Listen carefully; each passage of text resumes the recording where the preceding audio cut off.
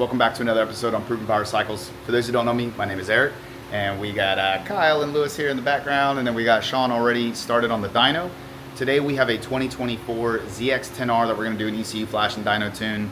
Now, we've already done a few of these videos, but again, in the spirit of things, we're going to try to keep this going and keep new videos coming out for you guys. So we're getting ready to do the baseline. So initially, he was supposed to come with a stock exhaust system, and then we were going to install the slip-on in the mid-pipe. But he got excited. He already installed the mid-pipe and slip-on, so it kind of loses some of the gusto. But still, you guys will get the picture, okay? So what we're going to do today is we're going to baseline the bike. It's already strapped on the dyno. It's already warmed up. It's ready to roll. We're going to go ahead, and he brought us a air filter. I think it's a Sprint P08. We'll clarify that a little later on in the video. It brought us an air filter, block off plates, and it has an akrapovic mid-pipe and slip-on. That's it. Those are the mods. That's it. So we're going to show you guys how much these bikes really wake up with just a simple flash and tune and some minor mods done to it. So these bikes are very, very, very powerful once you do the ECU flash and dyno tune with a few mods. Now, we could go down the rabbit hole on this. There are plenty that we have done where we've done flapper mods, intake mods, airbox mods, you know, chain and sprockets, ceramic wheel bearings. I mean, we go down the list. So, in fact, we have a high compression build in the other room. All in all, there are plenty of avenues to go down with these bikes. So, in this one's just a little simpler of a case, and it's something to get you guys a quick video. So we're gonna head out there right now, actually, and we're gonna go ahead and film the baseline here with Sean, and get you guys some baseline numbers.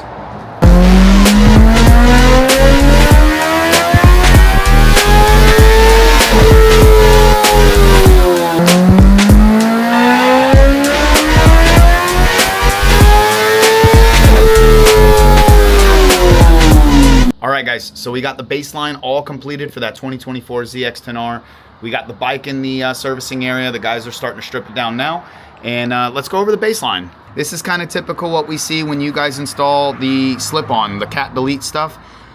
Usually whenever you delete it and you're coming in for this tune, this is typically what we're going to see. Is it's around 167, some go up to about 170, but this is an average number. And 76 pound-foot of torque. Again, sometimes a little higher, but this is an average number that we see on the Gen 6s. And this also includes the Gen 5s as well, the Gen 5 and Gen 6 platform, okay? So notice down here, we have a very lean AFR. We're at 14.8, 15, you know, 15.1, 15.1, 14.5. We are very, very lean considering that we are at wide open throttle and creeping up now to higher RPM. If you notice here, not one time does it really get near the line until about 11.2, which again, that's not ideal. This is not how you want to ride the bike. This eventually, if this guy were to ride this bike over time, this would create issues. I mean, look, we're back at 14.0 at 90, basically 9,200 RPM. This is not ideal. This will cause damage over time if you keep beating on the bike like this. So, and even up here where the throttle blades are shutting down up here at around 11.7, look, we're basically back at 14 again. I cannot stress this enough. That is dangerous. That is you're in the danger zone for your AFR, okay? That's gonna create excess heat. It's gonna create excess wear and tear on the bike. You know, these are the guys that are contacting me going, I don't know what happened to my bike. You know, it was running fine. Now all of a sudden it runs like crap, like it's gotten way worse. And it's like, well, yeah, you know, you kept doing this without a tune, which, to be honest with you, this bike's gonna drive like crap. You know, or it has been driving like crap. So luckily the owner kind of noticed this. He did say he's a little newer to riding. You know, so the 1000 platform produces quite a bit of torque compared to the smaller bikes. The smaller displacement, so that torque kind of overcomes that crappy drive, if you will. It kind of powers through some of it. So some of these guys, you know, the more inexperienced riders, some of them, they don't really understand that, versus the guys who have ridden 1000cc bikes or tuned bikes. They can really feel it lugging and hesitating and not being all there. So I'm gonna go ahead and cut it here. We're gonna go inside real quick. Let's check on the progress on the bike inside, and then we'll get it back out here for the flash and tune. All right, guys, so we got the bike inside. Kyle is knocking out the airbox here. Now, Kawasaki, you know, you gotta love your Kawasaki's, but I gotta say, getting to the plugs is an absolute pain in the butt. They have a bunch of sensors that's on top of the airbox. They have the injectors, the upper rail is up on top of the airbox, so it doesn't make it super easy to get inside of, or at least on top of the valve cover here. So when he's done unhooking all of the sensors and the injectors and the fuel rail, once he's done taking all of that apart, we're gonna take apart the top here, because we got to get to the air filter regardless. But we've also got to take off a lot of these tubes here. So we have a breather, we got more sensors and everything underneath here. But once we get underneath here, there is let me see if I can get it for you guys. There's 2 bolts, and it's a 5mm Allen right here, and there's a 5mm Allen right there. I don't know if you guys can see it right there. It's tucked up underneath there, but those Allen heads, you got to take those, you got to loosen all of those up. Those are the clamps that go on top of the throttle body assembly. And then we have, there's a bolt right here, another 5mm Allen. So some people, you can get to that without taking off the mounting bracket for the steering dampener. Other people, you got to take off the steering dampener. The proper way is just go ahead and remove the steering dampener, get it out of the way. Then you can take off that 5mm Allen. And that will free up this airbox completely to be able to come off. All right, guys, so Kyle's got the airbox all out. He's got the coils out. So here, I'm just gonna show you guys really quickly for those of you who've never seen this. This is on a Gen 6. Again, this is a 2024. This is a fairly brand new ZX-10R. Here, the ignition coils here, have those out. Here are the throttle body, here is the throttle body assembly. And just gonna go ahead and show you guys. Now, on these valve covers, on a lot of these bikes, honestly, this isn't anything new, but they have these rubber kind of covers here, like a heat shield almost. But so this is getting draped over the top of the valve cover.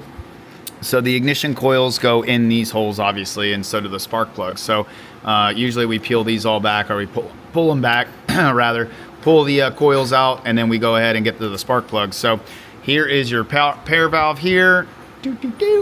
Here's the pair valve. He just tucked in the hose here. This is gonna come out, okay? So this is what the block off plates that we got, the pair block off, that's gonna take this out, okay? Through the ECU, we can disable this sensor through the flash, okay? So we can take this out completely. We're gonna put the block offs in, and the plates are right here. They're a little bit of a pain to get to, at least that front bolt, because this harness runs right where that bolt basically is, that front bolt. It's like right underneath that harness, that clamp. Same thing with this side. It's a little bit of a pain in the butt. Here's the other pair valve right there, the cap for it at least. And same thing, that harness right over there in that corner. There's a harness that runs here as well as another clip. All of that has to come off. So usually we yank this thing off first, we pull that out, and then we go ahead and get the block off plates, or the regular plates out, and then we'll go ahead and install those new plates. Now, really quickly, before we advance, before I let Kyle continue here, the last thing I wanted to mention to you, and I'll try to shoot this, is when these bolts come out for the pair, they are blue Loctited in, okay? So you're gonna wanna clean those off. For those of you who are doing this at home, you wanna clean those off, get a thread chaser, something like that, clean it up, put another tap in there. We have a thread chaser that we send in there, and it basically cleans all the threads out from all the previous Loctite. Clean that out, put some new blue Loctite when you go to install the block offs on, and then reinstall the bolts. Now with this particular kit, we reinstall the bolts. So some of the other block off plate kits, they will send you new bolts based on the thickness of those plates. With the Graves, this is a Graves kit, we can go ahead and reinstall the OEM bolts. We're gonna go ahead and redo the blue Loctite when we send in those bolts again, and it will, it'll clean it right up actually. So. And it'll hold in there for the length of time until someone goes to pull them back off. So, but make sure you guys are putting that blue Loctite in. We've had it before where people did not reinstall that, and then over time with the vibration and all that, over miles and months, those get loose, and some of them have even rattled out. They create a crazy sound. It sounds almost like you have like valve tap, like a bent valve or a misfire. It sounds really, really weird when those plates get loose and they start vibrating, that metal on metal, and it's got, you got basically exhaust gases escaping through that. So it kind of creates a crazy sound. So make sure you Loctite those bolts. All right, guys, so Kyle got the first pair valve off the left-hand side, and I just wanted to show you guys really quickly. I know some of you guys, this is kind of elementary, but I just want to show, for those of you who don't know, who've never done this before, we're just going to show you guys kind of what's involved in it, and that Yes, ultimately, in the grand scheme of things, when you're comparing this to a built engine or headwork or whatever, anything, nitrous, turbo, this is pretty simple. But for those of you who don't know, which is still the majority, we want to show you guys kind of what it entails and what it looks like, okay? So first I'm going to show you, here's what the OEM plate looks like, right? So here it is, nothing fancy. It sits like this, right? So that is going to go, the hose is attached to this, and it goes to the, obviously to the pair valve solenoid, okay? So that's what it normally looks like. You take that off, and then this is the, this is a Graves plate. So here it is, and all it is you're just going to block it off. You're just gonna put this in its place. So that basically, physically is going to take that system and shut it out, okay? So there is no way for fresh air to get into that system. So in the ECU, we can cancel this, we can turn it off. However, you know, again, this plate will absolutely ensure that it physically cannot happen at all right? So instead of electronically turning it off, we are physically actually going to do this. So at the same time, so we don't throw any check engine lights, we're gonna disable it in the ECU as well. So right now, Kyle is cleaning off the bolts. He's cleaning off the threads. So for those of you who don't know, for those of you who are asking, actually Kyle brought this up. I thought it was great that he did it. The thread pitch for these bolts is M6 by 10. In case any of you are wondering, in case you guys want to do this again at home or you're another shop doing this, it's an M6 by 10. So right now he's cleaning off the bolt. The next thing we're going to do is actually clean down in the hole and run the thread chaser down the hole and clean out those threads as well. And then we're gonna go ahead and, like I said, re-Loctite it and put the new Loctite in there with the bolt cleaned up. So that's what it looks like. I'll show you guys kind of what it looks like in there with the plate off. Now on these particular plates, on these Graves plates, we're gonna go ahead and leave the reed valves in there, okay? And for those of you who don't know that, this is what the reed valve looks like. So here's what the reed valve looks like right in there. This has got the O-ring seal on it still. Not O-ring, but it's got the seal on it still. So when we crimp down these, or when we lock down these plates and we tighten them up, the plate will actually seal against this. Some people take these out. You can leave these in. It doesn't matter. This just helps seal it, but I'm just letting you guys know. So if you do take them out, sometimes there is still a little bit of air that escapes here, even with you tightening the bolts. Again, it depends on the plate you guys are using. Most of these plates don't come with any installation instructions. We're just trying to help you guys out with the install in case you guys are doing it at home. But or like I said, or another shop, if you guys are watching this, we're just trying to help you guys out for the first timers out there. So you can tell you can see that other bolt hole way back in there. It is an absolute mother lover to get to it. I know it doesn't really seem like it, but it sucks. You definitely got to have some specialty tools to be able to get back in there to get that out. This is typically this is a day job. We can get everything done same day as long as we're not super slammed, and we plan accordingly for this. So for those of you who are interested, normally we can do an exhaust and some basic stuff, get you in and out on the dyno all within one day. So that's, yeah, we got a lot of caffeine in us, but typically, yeah, first, and even some of these Brox cams that we do, and not cams, but some of these other jobs that we do, we are able to get them all out within 1 to 2 days. We're able to knock them out fairly quickly. So for those of you guys who are interested in something like this, give us a shout, 813-908-FAST, 813-908-3278. If you guys are interested, if you have any questions, call us. We're an open book. Again, he's got the Akrapovic slip-on. We're gonna go ahead and while it's on the stand, we're actually gonna go ahead and clean the chain and sprockets while it's on there. Normally we do it on the dyno, but we're gonna go ahead and do it since it's up and it's up in the air. It'll be easier to do it here than to do it on the dyno. But we're gonna do that before he hits the dyno for the flash and tune. All right, guys, so we are at the final stages here with the ZX-10. Yeah, there's really not much else to say. We're gonna go ahead, we're gonna do some final pulls for you guys and get some rollers here for you and see how it comes out. Here we go.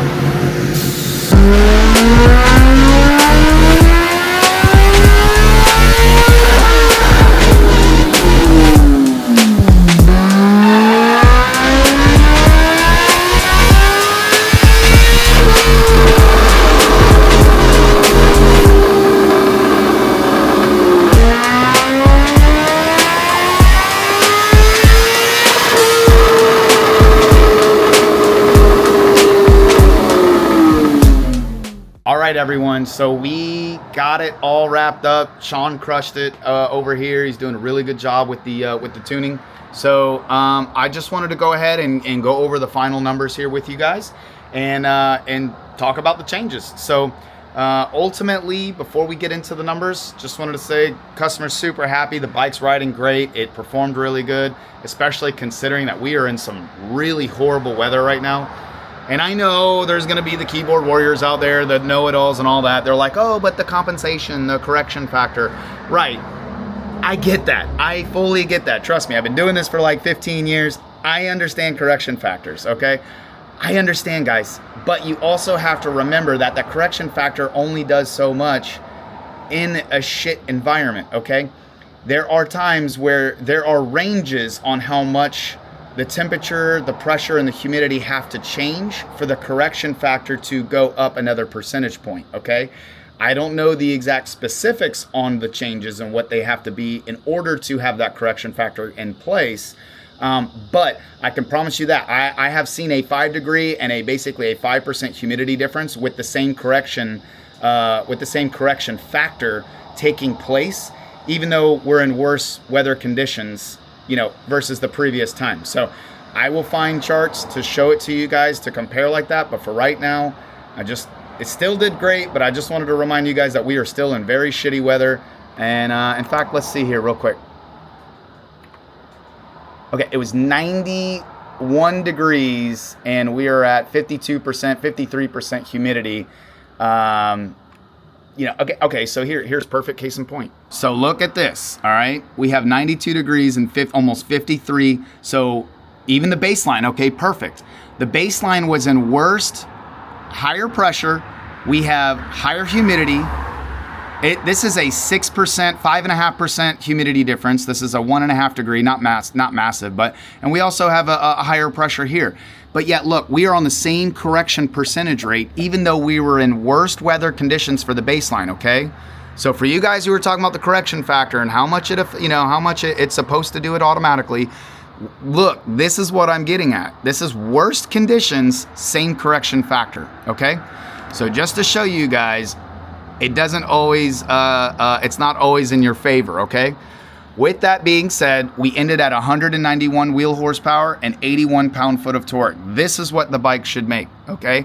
Especially in these detrimental, not detrimental, but especially in these shitty weather conditions. Still very, very good gains. Very happy with this. The air fuel, really flatline, really solid. He did a great job on all of that. We have some little humps here and there, but all in all, it's stout, okay? Air fuel is great. Very happy with that. We're a lot safer than 14.0. So remember before we were at 13.98. We can go ahead and say 14. Now we're at a 13.1 AFR. Very, very nice, very smooth. And again, we'll take another one right here where it was basically saying almost 14.0 again at this 11.7 mark. Now look, we're at 13.2, right where we need to be. So perfectly fine with that.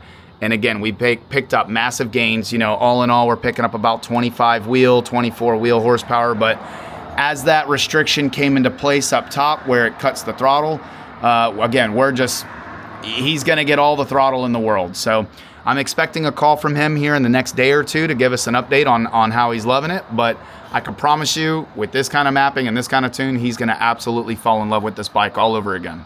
I just wanted to say thank you very much for watching. Drop a comment down below. Let us know what you think about the video. We really appreciate you guys. Tell us what you think about the ZX-10R platform. What do you compare it to the Gixxer? Compare it to the R1. What do you guys think? Let's have a discussion down below. If you guys are interested in something like this, in an ECU flash or dyno tune, any kind of modification, we specialize in the ZX-10s, the Gixxers, basically Kawi Suzuki. We specialize in those bikes. Let us know if you're interested in something like this, or even a package that will make more power. Hit us up, guys. We do this day in and day out. We have a Gen 3 booster going on next. We're going to be doing a Brock Superstock cam swap on that. That video will be coming out soon. We have a couple of really, really cool videos coming out on some of these builds that we're doing.